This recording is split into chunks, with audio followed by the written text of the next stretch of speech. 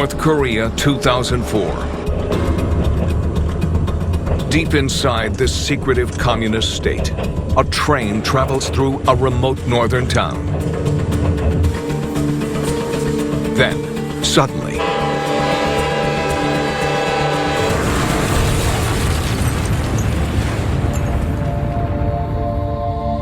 in April of 2004, there was a massive train explosion in northern North Korea. the explosion is so enormous it registers a magnitude 3.6, equivalent to a small earthquake. It killed several hundred people, destroyed a town of 10,000 people, left 2,000 people wounded. According to the North Korean government, the train was carrying liquefied petroleum. But before anyone can discover anything more, the regime forbids further reporting on the incident. A week later, they banned all use of cell phones in North Korea for 5 years. Just what is going on in the rogue nuclear state? 5,000 miles away, one nation is following the incident with great interest.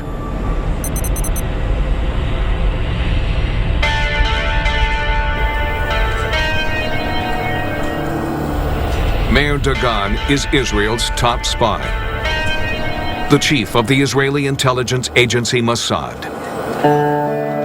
Mayor Dagan was a legendary figure in the Israeli security establishment. He had a reputation for being very brutal in what he was prepared to do in pursuit of Israel's national security interests.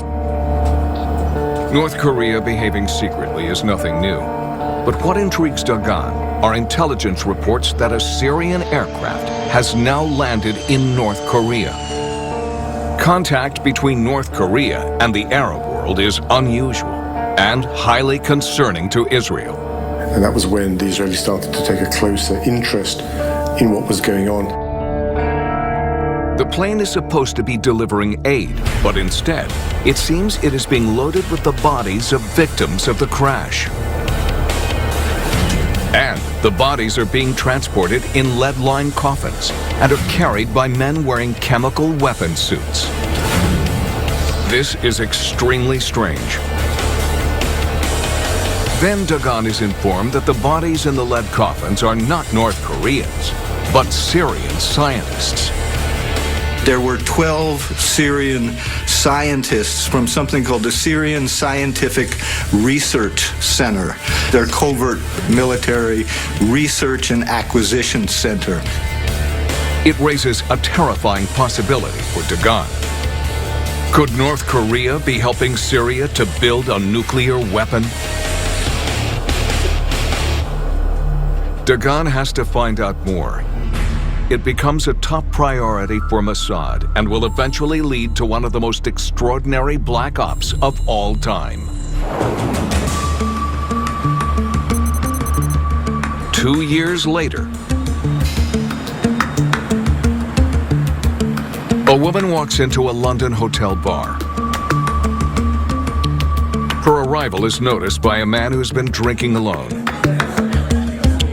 But this is no innocent meeting. The man is a high-ranking Syrian nuclear official traveling to London alone. He comes to London, residing in a posh hotel. He has a meeting tomorrow morning in London, but he has the night or the evening to spend. He goes to the bar of the hotel and extremely happy that in the bar he meets a woman with a wonderful character. But what the Syrian doesn't know is that he is under surveillance. Mossad had been alerted to the Syrian's visit when he checked into a hotel under a false name. The Israelis dispatched teams of people to monitor him. Unaware he is being watched, the Syrian continues to flirt with the woman. And she's also impressed by him. He orders another drink and another drink, and he's confident that he has a wonderful way of spending the night. But he is also unaware that the woman is not as she seems. He doesn't know that this woman is a part of the Mossad crew, and she was there to keep him busy while her team is breaking into his hotel room.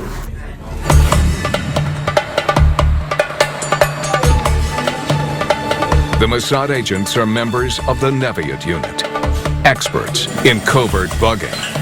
The team specialized in breaking into hotel rooms.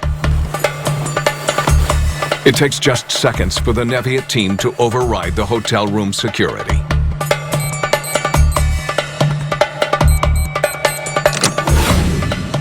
Once inside, they realize they have hit the jackpot.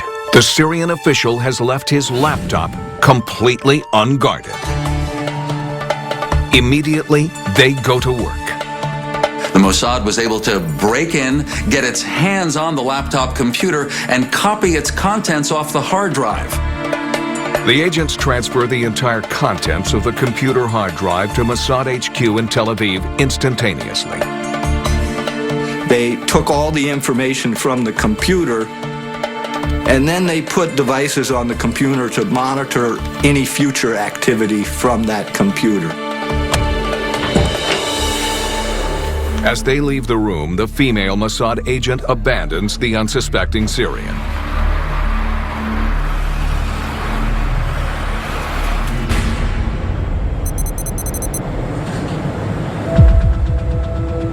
Within 15 minutes, Dagan and his analysts are looking at the files in Tel Aviv. What they found on his computer was really rather extraordinary. On one folder, they found JPEGs that looked very odd. Appearing on the screens in front of Dagan are hundreds of photos documenting the construction of a large industrial facility. It was clear that this is an unknown facility, a huge one. The building they saw was quite large, 130 feet by 130 feet by 70 feet tall. Initially, the building resembles a treehouse on stilts with pipes leading to a pumping station. Later photos show modifications. And eventually, the entire complex is hidden beneath a huge roof. Initially, Dagan is unsure of what the facility might be. But then, it begins to dawn on him what the images are showing. He sees large industrial equipment inside the facility. It is an exact replica of something Dagan has seen before in intelligence images from North Korea. They showed that it was almost an exact replica of the Yongbyon nuclear weapons facility in North Korea. It was exactly the same reactor.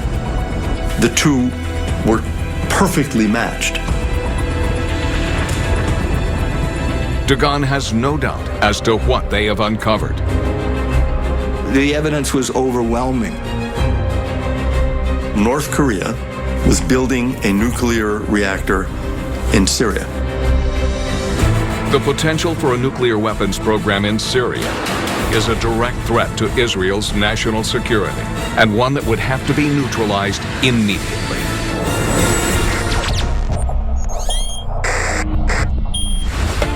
In 2006, analysts for the Israeli intelligence agency Mossad have uncovered information indicating that Syria, with the help of North Korea, is in the process of developing a nuclear weapons program. Further evidence from the confiscated laptop of a Syrian nuclear official confirms their greatest fear. There were blueprints of the nuclear power plant. There were pictures of the nuclear power plant. The Israelis even had photographs of Syrians and North Korean nuclear experts together. It is Israel's nightmare scenario. A hostile nuclear power on its own doorstep. Whoever is building this has only one purpose: to assemble a nuclear bomb.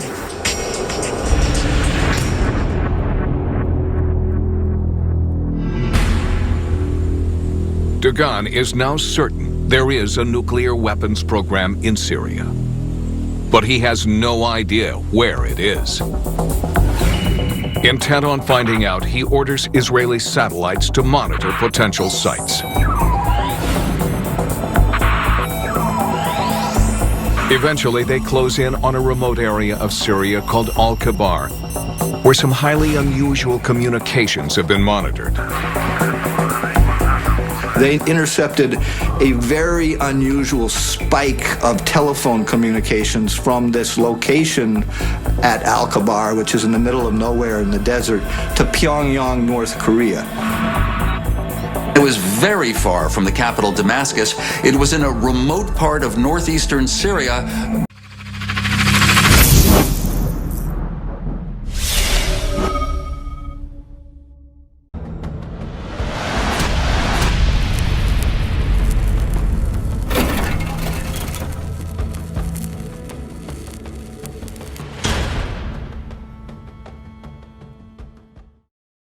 But not far from the Euphrates River and the border with Iraq. Israeli satellites now pinpoint a large building at Al-Kabar. When they compare them with the stolen images from the Syrian laptop, it is a perfect match. Al-Kabar has to be the site of Syria's nuclear weapons program. Armed with the intel on the Syrian facility, Dagan goes to see the Israeli Prime Minister Ehud Olmert. Mayor Dagan came to see Prime Minister Olmert and told him this dramatic news that Syria is in an advanced stage of developing nuclear weapons. The Israeli Prime Minister immediately recognizes the seriousness of the threat. Olmert said one thing right at the start, and that was the Syrian nuclear weapons program is simply intolerable for Israel. It cannot be permitted. This is an existential threat to Israel. This reactor has to go away. The only way to be rid of the nuclear weapons program is to blow up the reactor. But first, he has a series of questions for Dagan. Most importantly, how far advanced is the reactor? If it is already operational, then a bombing could cause a catastrophe. If the reactor is already active, then a full destruction of the reactor might cause an enormous environmental pollution poisoning. But Dagan doesn't know yet if the reactor is fully operational. The JPEGs were 15 months old, so this facility must be more advanced. They desperately need to find out how advanced the construction is. That means doing something extremely risky. Sending someone in to take a look. The next step would have to be risking the lives of operatives. Olmert has only one group of men capable of operating undetected hundreds of miles within enemy territory. So he calls upon Israel's elite Black Ops unit. In English, they are known as the unit. In Hebrew, they are the Sayeret Matkal.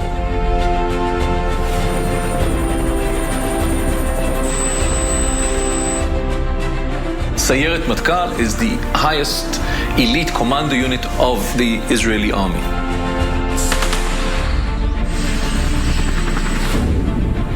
Sayeret Matkal in Israel is nothing short of legendary or mythical. It's essentially the top unit in the army. Their job is to go on special operations that are considered beyond the scope of your regular troops. It's a unit modeled after the British SAS. SEAL teams are similar to it, Delta Force is similar to it. They're some of the most highly trained units in the world.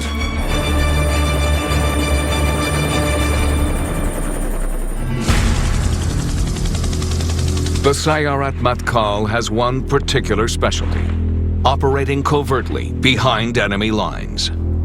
The expertise of Sayeret Matkal is to infiltrate enemy countries in silent intelligence gathering operations. They've gone into Jordan, they've gone into Lebanon, they've done missions in and out of these countries undetected.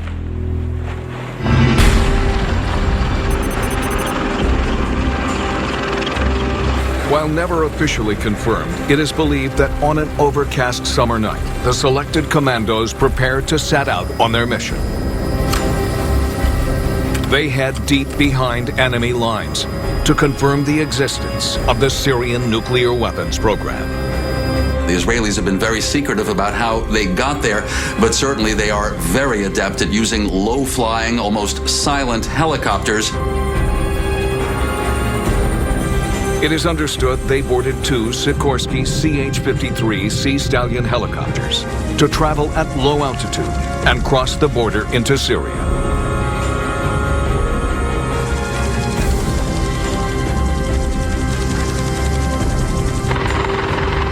The commandos are dropped a safe distance from the facility.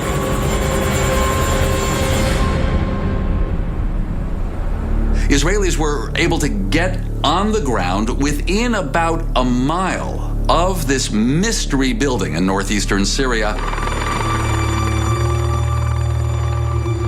As the commandos set off, they know that no matter what, the Syrians must not be alerted to their presence. Once the helicopters are gone, if the Syrians discover them, there is no chance of being rescued. But that was an extremely risky intel gathering mission. If there was a mistake made and they were compromised, that could have been war.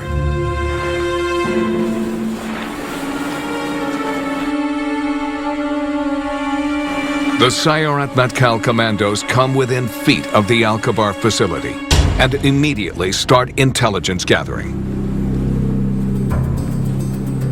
The unit did the intel collection on the ground, right at the site.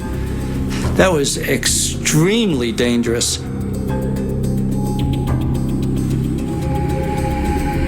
Collecting soil and water samples from around the facility is the most important element of the mission. It is the only way Israel can find out for sure if the reactor is operational. If the reactor is active, then a very small portion, not lethal, but very, very small portion of radioactive substance would be found in the water. Once the intel collection is complete, the commandos hide their tracks and prepare to depart. But then,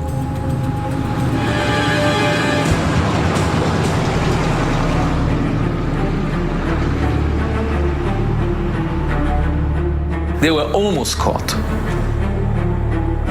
They left the scene in the very last minute. the commandos remain undetected. And with the mission complete, they return to Israel with the soil and water samples. The results of those samples will soon set into motion a series of even more dangerous, covert missions into Syria.